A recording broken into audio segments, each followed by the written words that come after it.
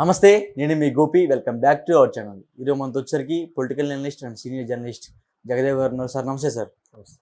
Sir, Chiranjeevi గారు పద్మ విభూషణ్ తీసుకోక ముందే ఉపాసన గారు ఏదో సంచలన ఒక క్వశ్చన్ అయితే అడిగారంట. అసలు ఏంటి సార్ క్వశ్చన్ అది? అది ఆవిడ కూడా ఎక్స్ లో పోస్ట్ చేసినట్టున్నారు, చూశాను. ఏం లేదు, చిరంజీవి గారికి ఇంతకు ముందు పద్మభూషణ్ వచ్చింది, తర్వాత ఇప్పుడు పద్మ విభూషణ్ 2006లో అనుకుంటా, 2006లో పద్మభూషణ్ వచ్చింది. ఇప్పుడు 2024 పద్మ విభూషణ్ వచ్చింది. అయితే ఆవిడ అడిగిన క్వశ్చన్ ఏంటంటే, అంకుల్ నాకు నా బిడ్డ క్లీంకారకి ఒక సారూప్యత, అదే ఒకే రకమైన పోలిక ఉంది ఏంటంటే, ఏముందమ్మా నీ పోలిక వచ్చింది కాబట్టి తను నీకు ఇద్దరు క్యూట్గానే ఉంటారు తల్లిగా అనేసి ఏదో ఆయన ఏదో చమత్కారంగా మాట్లాడితే, కాదు అంకుల్, మా తాతగారికి పద్మ విభూషణ్ వచ్చింది, క్లీంకారాల తాతగారికి కూడా పద్మ విభూషణ్ వచ్చింది, అదే రెండింటికి కామన్ ఎలిమెంట్ అంటే ఆయన ఒకసారి నవ్వేశాడు. అంటే ఇక్కడ క్లీంకార తాతగారు ఎవరు? Megastar Chiranjeevi, so Padma Vibhushan. మరి ఉపాసన గారి తాతగారు ఎవరు? అందరికీ తెలిసిన వ్యక్తే, Apollo founder chairman doctor C Pratap Reddy గారు అంటారు. ఆయన మరి అసలు నిజంగా ఎంత గొప్ప విషయం అంటే, ప్రతాప్ రెడ్డి గారి గురించి మనం మాట్లాడుకోవాలంటే ఒక ఎపిసోడ్ సరిపోదేమో, అంతటి ఆ విజనరీ పర్సన్స్ వాళ్ళంతా కూడా. మళ్ళీ వాళ్ళు మన సుబ్రహ్మరెడ్డి గారికి వాళ్ళకు ఏవో రిలేషన్స్ ఉన్నాయి. అలాగే జీవి కృష్ణారెడ్డి గారు అంటారు, ఐడియా ఉంది కదా, మన ముంబై టెర్మినల్ అవి కట్టిన ఆయనే కదా.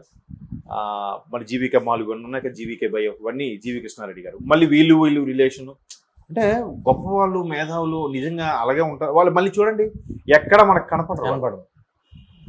ఎంతసేపు ఇవి చిన్న చితకా వాళ్ళే హల్చల్ చేసి సోషల్ మీడియాలో ఇది అవుతుంటారు, కానీ వాళ్ళు అంటే వాళ్ళు ఆ క్షణం కూడా వాళ్ళు బిజినెస్ ప్రాసెస్ మీద, వాళ్ళ కింద పనిచేసే వాళ్ళు దాని కోసం, లేదంటే దీని ఎక్స్పాన్షన్ కోసం, భారతీయ ఖ్యాతి కోసం కూడా ఆలోచించే ఇది ఉంటుంది. ఒకసారి ఎక్కడ బుక్లో కూడా చదివానండి, బాగా గుర్తు. బిల్ గేట్స్ గారంట అప్పట్లో, అంటే ఇప్పుడు ఇది చంద్రబాబు గారు బిల్ గేట్స్ని ఆహ్వానించి ఆయనతో అపాయింట్మెంట్ తీసుకున్నారని, ఆయన 10 నిమిషాలు కూడా ఎవరికి అపాయింట్మెంట్, అలాంటిది చంద్రబాబు గారి అపాయింట్మెంట్ 45 మినిట్స్ అడిగిందని అప్పట్లో చాలా కథలుగా చెప్పుకున్నారు. చెప్తూనే బిల్ గేట్స్ గారి గురించి ఒక ఆర్టికల్ రాశారు. ఏంటంటే, ఆయన ఇట్లా నడుచుకుని వెళ్ళిపోతుంటే ఆయన ఆన్ ది వేలో ఒక 10 lakhs కనబడింది అనుకోండి అప్పట్లో అన్నమాట. ఒక 10 lakhs కనబడితే జస్ట్ ఒంగోని ఇలా తీయడంట ఆయన, ఎవరు? బిల్ గేట్స్ గారు. అంటే అలా రాశాడు ఆర్టికల్, ఎగ్జాంపుల్ చెప్తాను. ఇట్లా ఒంగునే లోపు ఆయన కొంచెం ఒక అడుగు ముందుకెళ్తే దీనికి 3 సంపాదిస్తాడంట. అక్కడ 10 lakhs పడిపోయినా ఒంగోని తీయడంట. అట్లా అర్థమైందా? అంటే అంత టైం వాల్యుబుల్ పర్సన్స్ వాళ్ళని ఆ చెప్పే ఉద్దేశంలో సీనియర్ ఎడిటర్ ఎవరో చాలా చక్కగా ఆర్టికల్ రాశారు. అలాగా ఇప్పుడు వీళ్ళు కూడా చాలా ఇది ఆయన ఏ స్థాయికి తీసుకెళ్ళిపోయారు అపోలోని కదా. ప్రతాప్ రెడ్డి గారు పేరంటే తెలియదు, పైగా ఇప్పటికీ నాకు తెలిసి 90+ ఉంటాయి. బట్ చూడండి, కేర్ కూడా, మీసాలు, 2 మీసాలు, అది భలే ఉంటాడు ఆయన. మళ్ళీ ఎప్పుడు చిన్న స్మైల్తో ఉంటాడు. మీరు చూడండి, ఎక్కడ ఏదైనా ఈవెంట్స్, డెలిగేషన్స్ అయినప్పుడు, ఆయనకి ఇంటర్వ్యూ అయినప్పుడు కూడా చాలా సింపుల్గా, క్యాజువల్గా మాట్లాడి అటువంటి ప్రాపర్టీస్కి కానీ, ఆ సంస్థలకు కానీ నడిపించడం, ఈ వయసులో కూడా అవన్నింటినీ కేర్ చేసుకోవడం, బోర్డు మీటింగ్కి అటెండ్ అవ్వడం. ఇప్పుడు మ్యాక్సిమం ఉపాసన గారికి కూడా కొంత హ్యాండ్ ఓవర్ చేసినట్టున్నారు. అది అద్భుతం.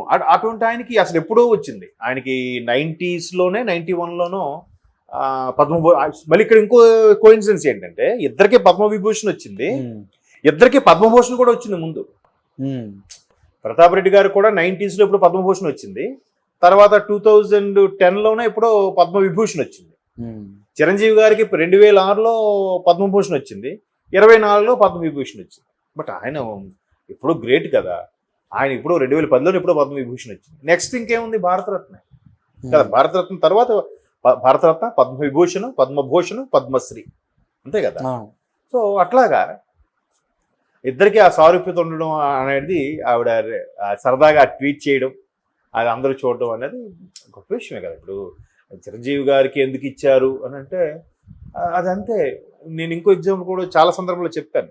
చిరంజీవి గారు లోపల ఎలా ఉంటుందో, ఎంత రగిలిపోతాడో, ఎంత మదన పడతాడో అని మనకు అనవసరం. కానీ ఆయన మీద ఎవరు ఎటువంటి కామెంట్స్ చేసినా, ఎవరు ఎటువంటి విమర్శలు చేసినా ఎవరిని ఏమంటారు.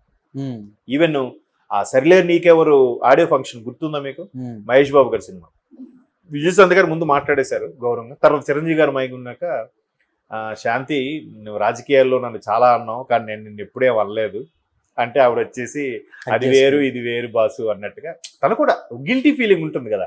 ఇప్పుడు తనకు కూడా కావాలని అనింది ఏం కాదు, బట్ దాన్ని కూడా ఆయన కావాలన్నా అనకపోయినా ఆ యాక్సెప్టెన్స్ చూసారా ఆయన ఎవరు అనడు.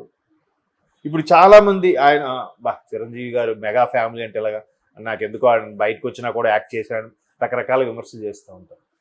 ఇంకా నాగబాబు గారు వాళ్ళు వీళ్ళు చిరంజీవి గారిని ఏమనంటే రియాక్ట్ చెప్తారు తప్ప, ఒకసారి బన్నీ రియాక్ట్ అయ్యారు చిరంజీవి గారికి చెప్తే, నాగబాబు రియాక్ట్ అయ్యారు, నెక్స్ట్ పవన్ కళ్యాణ్ కూడా నా అన్నయ్య ఏమంటే ఊరుకోండి మొన్నగా సార్ మోహన్ బాబు టైంలో ఇంకా ఎక్కువ మీరు వజ్రోత్సవాల వేడుకల్లో చూస్తే మోహన్ బాబు గారిని మా తమ్ముడు మోహన్ బాబు అని చెప్పి Pawan Kalyan face to face చాలా అంటే అదే ఎక్కడ కూడా చిరంజీవి అయితే ఆ తర్వాత కూడా చిరంజీవి గారు మాట్లాడితే అప్పుడు దాసనారాయణ గారు కూడా మైక్ తీసుకొని గురించి వాదన అప్పుడు అవును చిరంజీవి గారు మైక్ తీసుకొని నేను ఎప్పుడు పట్టించుకోను కానీ ఇలా చిన్న చితక వాటికి వెళ్తే బయట వాళ్ళ దగ్గర మనం అబాస్ ఫాలో అయిపోతాము, తెలుగు ఇండస్ట్రీ అంటే ఇల్లు ఉండాలి ఏదో ఆయన తోచింది మాట్లాడి అంటే జనరల్గా ఎవరిని ఏమండవు. ఈవెన్ ఆ రోజు నాగబాబు గారు కూడా చిరంజీవి గారు ఫంక్షన్కి ఏదో ఎవరో ఇలాగ అన్నారు, అదే పవన్ కళ్యాణ్ గారు రాలేదని ఫ్యాన్స్ గొడవ చేస్తే అప్పుడు మాట్లాడుతూ తను ఎందుకు రావట్లేదు తన పరిస్థితి వేరే ప్రాబ్లమ్స్ ఉన్నాడు అందుకు రాలేదు వాడు రాడు అన్నట్టు ఏదో మాట్లాడి మళ్ళీ మీ దగ్గర అంటున్నాను కానీ రేపు ఇంటికి వెళ్ళాక అన్నయ్య నన్నే తిడతాడు అంటే అలా ఎలా ఉండగలుగుతాం? ఏం లేదు 4 రాళ్ళు సంపాదించినాడు అమ్మాడు ఎవడాడు మన అంటాడా? కలుపు కమిషనర్ లైన్లో కలుపు లేదంటే కార్పొరేటర్ మన మినిస్టర్ గారి లైన్లో కలుపు ఇట్లా మాట్లాడతారు కదా. ఈయన అదేమంటాడా? ఆయనకి నేషనల్ లెవెల్లో పరిచయాలు ఉన్నాయి. సచిన్ ఆయన ఇంటికి వస్తాడు, ధోని ఆయన ఇంటికి వస్తాడు, అవునా?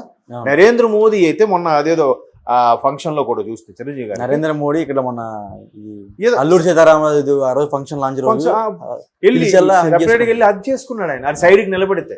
జగన్ గారు కూడా అక్కడే ఉన్నారు. మరి అది కదా చిరంజీవి గారు. మరి అటువంటి వాడిని పద్మవిభూషణ్ ఎందుకు ఇవ్వకూడదు? అంటే చాలా మంది ఈ చాలా రకాలుగా మాట్లాడతారు కానీ అలా ఉండడం కూడా కష్టమే అబ్బా. నువ్వు అది యాక్టింగ్ అనుకో, ఉండి చూస్తాను, నువ్వు ఆ యాక్టింగ్ నువ్వు చెయ్యి. కొన్ని తర్వాత చిరంజీవి గారు పలానోడి మీద ఇలా కేసు వేయించారు, చిరంజీవి గారు పలానోడిని ఇరికించారని ఎక్కడైనా ఉందా? ఇప్పుడు ఇప్పుడు సందర్భం కాదో తెలియదు, సమ్ ఎక్స్పర్ట్స్ ఎవరు చనిపోయారు, ఇది చిరంజీవి గారు వల్లే చనిపోయాడు, ఆయన దాన్ని కూడా ఖండించడు, ఏం మాట్లాడు. అయినా కూడా ఆయన ఎక్కడైనా ఖండించడం ఏమంటారు? ఆ నిజంగా ఆ సౌమ్యతకి అలా ఉండడం కూడా ఆ సౌమ్యానికే మనం వెలకట్లేని గౌరవం ఇవ్వచ్చు ఆయనకి. అందుకే పద్మవిభూషణ్ వారికి. Okay sir, thank you sir.